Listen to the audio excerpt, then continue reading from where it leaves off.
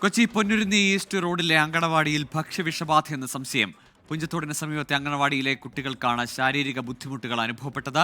വെള്ളത്തിൽ നിന്നാണോ ഭക്ഷ്യവിഷബാധയെന്ന് കണ്ടെത്താൻ പരിശോധന പുരോഗമിക്കുകയാണ്. ആൻ മരിയ സണ്ണി ചേരുന്നുണ്ട് വിശദാംശങ്ങളുമായി കൊച്ചിയിൽ നിന്ന്.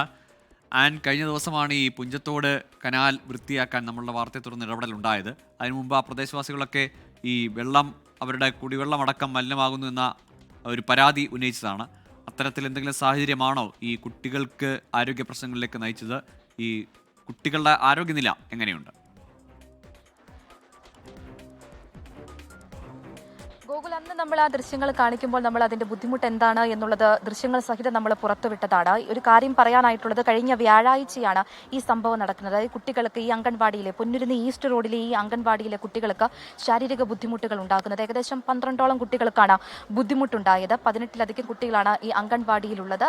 പക്ഷേ ഈ അംഗൻവാടിയിലെ ടീച്ചർ കുട്ടികൾക്ക് ബുദ്ധിമുട്ടുണ്ട് എന്നുള്ള കാര്യം അറിയിച്ചിട്ടുണ്ടായിരുന്നില്ല. തുടർന്ന് ഇന്ന് ആശാ വർക്കർ, എല്ലാവർക്കും അറിയാവുന്നതാണ്, ആശാ വർക്കർ പരിശോധനയുമായി അംഗൻവാടികളിൽ സമീപിക്കാറുള്ളതാണ്. ആ രീതിയിൽ അംഗൻവാടിയിൽ പരിശോധനയുമായി ആശാ വർക്കർ സമീപിച്ചപ്പോഴാണ് ഈ കുട്ടികൾക്ക് ഈ രീതിയിൽ ശാരീരിക ബുദ്ധിമുട്ടുകൾ ഉണ്ടായിരുന്നു എന്നുള്ള കാര്യം അറിയുന്നത്. പിന്നീട് ഇവർ ആശുപത്രികളിൽ ചികിത്സ തേടിയിട്ടുണ്ടായിരുന്നു.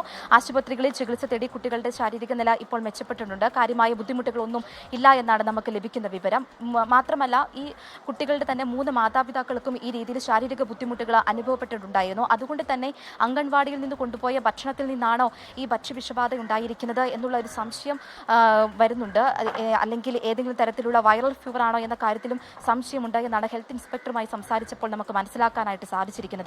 എന്തായാലും ആശാ വർക്കർ വന്ന് അന്വേഷിച്ചതിന് ശേഷമാണ് ഈ രീതിയിൽ ഒരു ഉണ്ടായിട്ടുണ്ട് എന്നുള്ള കാര്യം പുറത്തറിയുന്നത്. മാത്രമല്ല, കോർപ്പറേഷന്റെ വെള്ളമാണ് ഇവർ ഭക്ഷണത്തിനായിട്ട് ഉപയോഗിക്കുന്നത്. ആ വെള്ളത്തിൽ നിന്ന് ഈ ആരോഗ്യ പ്രശ്നങ്ങൾ ഉണ്ടാകാനുള്ള കാരണമുണ്ടായിട്ടുണ്ടോ എന്നും അത് പരിശോധിക്കുന്നതിന് വേണ്ടിയുള്ള നടപടിക്രമങ്ങളും പുരോഗമിക്കുകയാണ്. അതിനു വേണ്ടിയിട്ട് വെള്ളം ലാബിലേക്ക് അയച്ചിട്ടുണ്ട്. അതിന്റെ ഫലം വന്നതിന് ശേഷമായിരിക്കും എവിടെ നിന്നാണ് ഈ രീതിയിലുള്ള ഒരു ബുദ്ധിമുട്ട് ഉണ്ടായത് എന്നുള്ള വിവരം ലഭിക്കുകയുള്ളൂ. ഗോകുൽ.